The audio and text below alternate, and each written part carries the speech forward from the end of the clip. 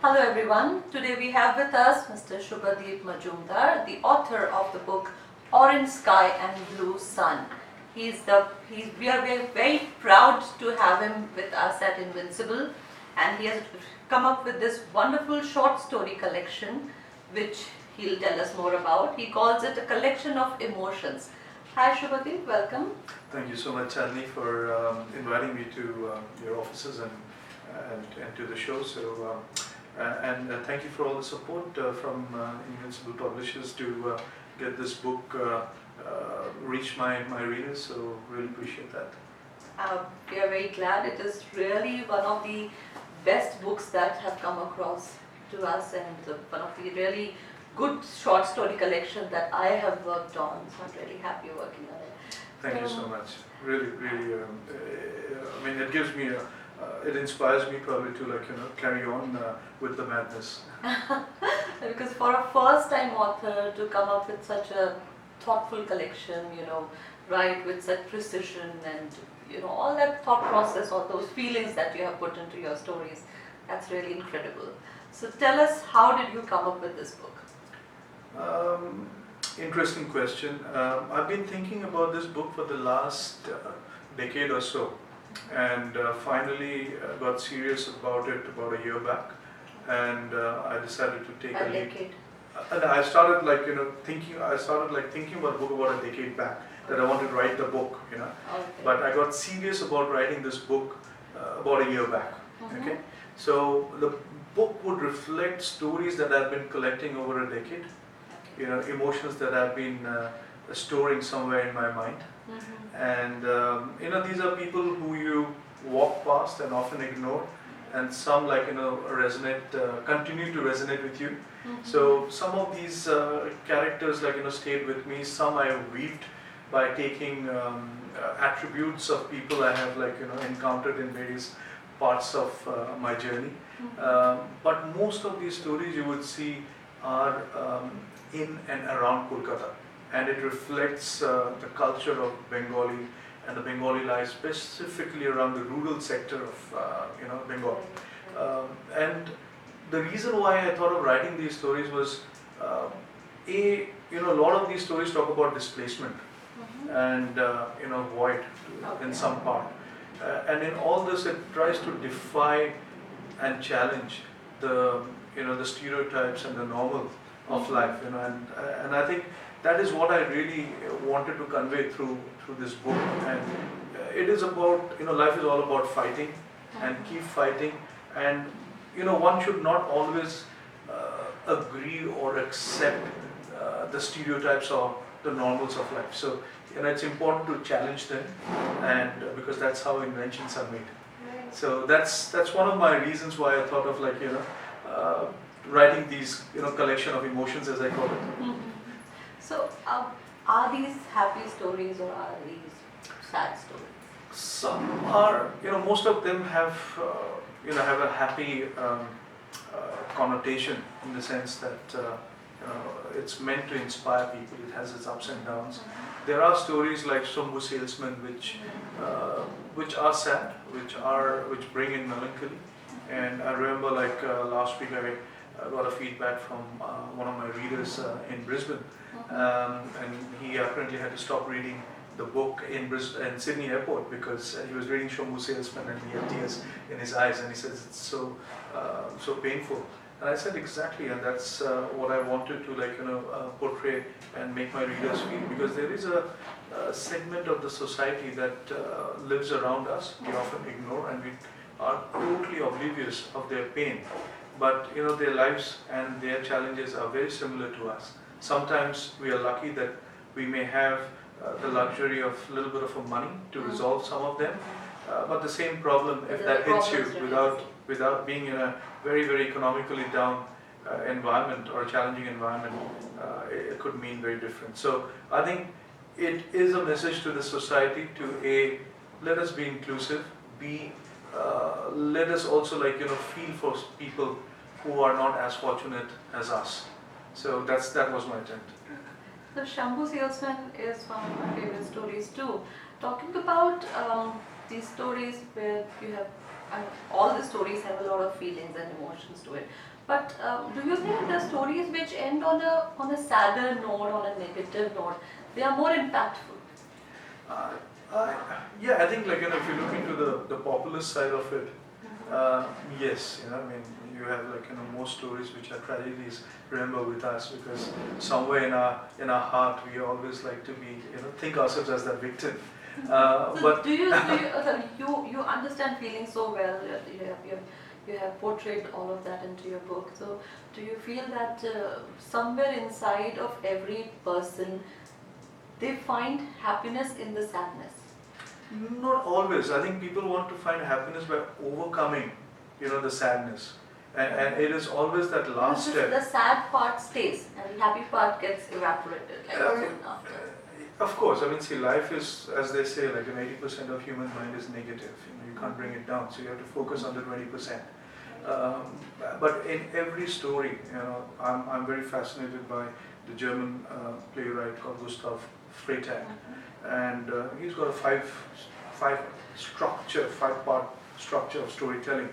Um, and in any storytelling, it is about where you are and where you could be, Okay. right? So where you could be is like a state which is driven from your current state of mind.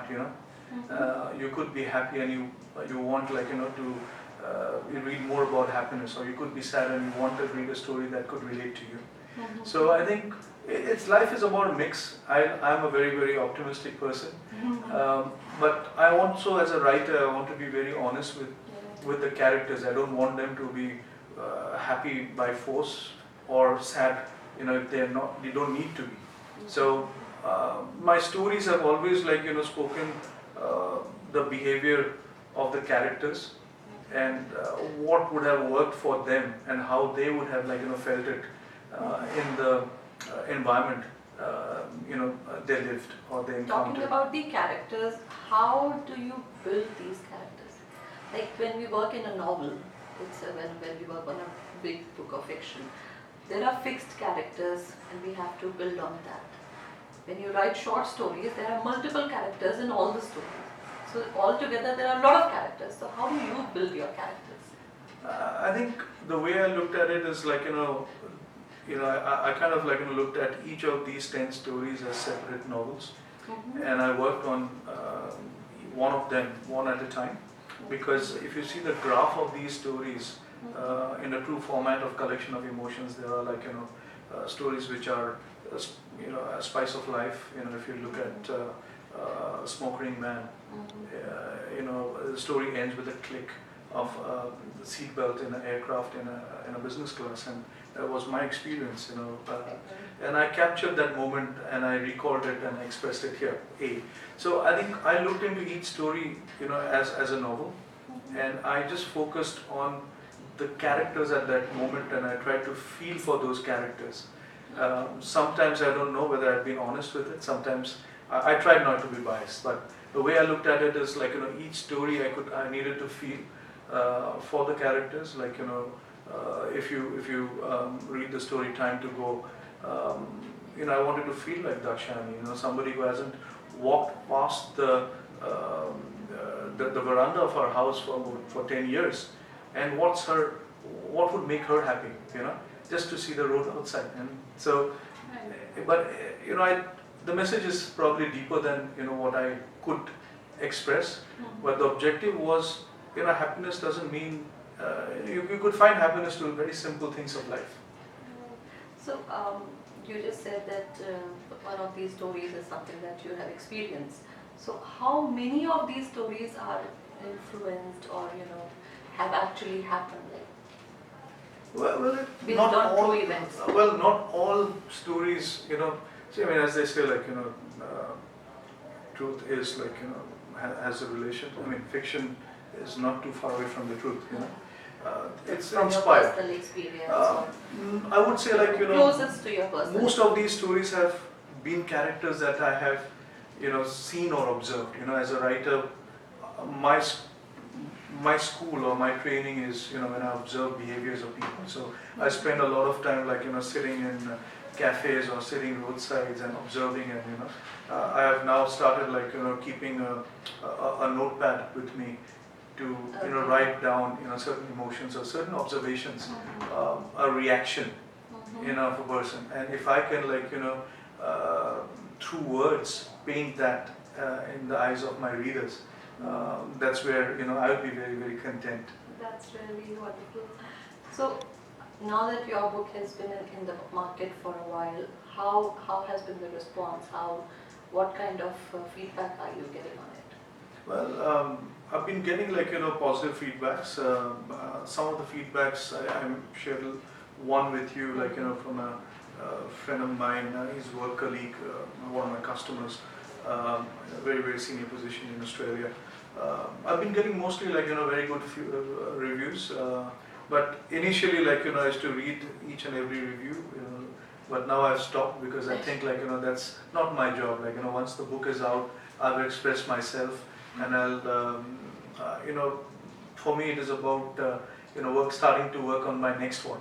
Okay. So I'm a writer. I need to keep writing. I need to keep collecting stories and keep telling them back to my audiences. So what tangents are you following for your book to reach the people? Are you doing something for your books to reach a wider people, or Well, in that, like I've been very fortunate to have publishers like Invincible Publishers, who's been really like marketing this book aggressively and guiding me, because what I know best is to write, and I like to limit myself on that. But being a creative person, what I'm trying to do is I don't want to like shamelessly market the book myself, to be honest. But I'm also recently I'm trying to tell the stories behind the process of writing the book, where I wrote. So there is a YouTube channel that I've started called Saleswala Studios, and there. That's a nice name. Yeah, I mean I'm a salesman, so I'm a saleswala. And I think all of us to some degree are saleswalas. Right. We all try to sell something to each other. So Saleswala Studios, you will see like the place where I wrote most part of the book. It's actually an uncommon place. Not many people would know of it. It's on top of a hill, right in the middle of a forest, and it's got a few wooden cabins, and it doesn't have internet connection. So I love that place when I go there. And I wrote like almost 70% of the book there, sitting there, and you would see a video in Saleswala Studios where the cottage that I lived, the woods where I like wandered and like made notes, and it's absolutely really tranquil. I'm gonna watch that. Please do. And then there's also I wrote some parts of the book from Brisbane, and where I really like overcame my fears of how the world would look at it, and then I said, let me write. Okay. And how supportive has been your family? And you have a regular full-time job, and then you are working on your book, and you're working on your second book, and you're promoting your first book, and I'm sure your family also needs your time. So there are only 24 hours in a day. How do you divide? Oh, interesting question. I never thought of it. But I think as I have dedicated the book to my wife, and she's been the inspiration behind motivating or keeping this the creativity alive in me. I mean, 16 and a half years back when I first met her, I proposed to her with the story of List, and it was one of the popular plays that I had written through one of my home theatre movements when I used to live in Mumbai. Okay. And so I think she would always tell me that she married me because I was a writer, not because I was in the corporate world. And I would like to keep that attribute. So I think I wouldn't have been able to focus so much on my creative side if I didn't get that space or that understanding from my wife, especially. And she's been the support. So without her contribution, I don't think I've been able to be in the woods and write this book. Sure, that's really incredible of her to let you do your thing and not disturb you. Otherwise, what happens is that we all are very creative, but then because of certain situations and things, and without that support, you can't really come up with a book like Orange Sky and Blue Sun. No, thank you for that.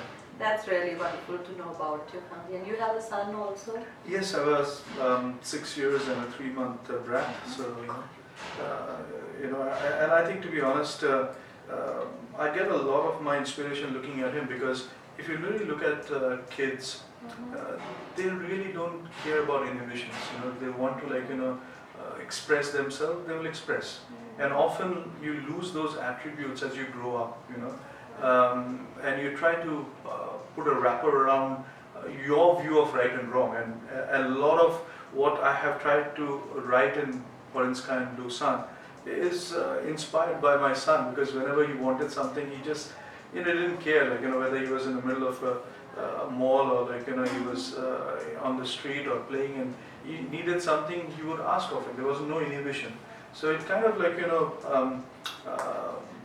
kept me asking, why do we change, and why can't we be as honest, and can probably simplify a lot of things in life. As kids. As candid as kids, it's very well put. So that is, I'm really sure your book is going to do even better, and we are waiting for your second book to come to us now. No, absolutely. Thank you so much. And I've been started working on my second book, which is not really fiction, it's business storytelling. I want to call it Without a Tie. So it would be aimed at, again, the core of that is, continuously challenge the stereotypes of life. That's a very nice name. It has a very nice ring to it, Without a Tie. It's about, as a corporate sales guy selling large multi-million-dollar deals, or trying to sell multi-million-dollar deals, and the highs and lows. There's a lot of jargon, and we make the process complex. And I've always been inspired by, the traveling salesmen. I call them the saleswalas. And this is about observing few of them, and trying to relate back to modern management principles. What they are doing is exactly what you preach in the West, or what is made so complex in a corporate world, and you have 6 or 7 rounds of interview to understand simplicity. So don't waste time. Thank you so much for being with us, Subhadip. It was great having you, and all the best for your book. And we hope it does really well, and we get to read your second book soon too. Thank you. Thank you so much, Chandni, for having me on the show, and thank you, Invincible Publisher, for your support, and I look forward to a very, very long journey with Invincible.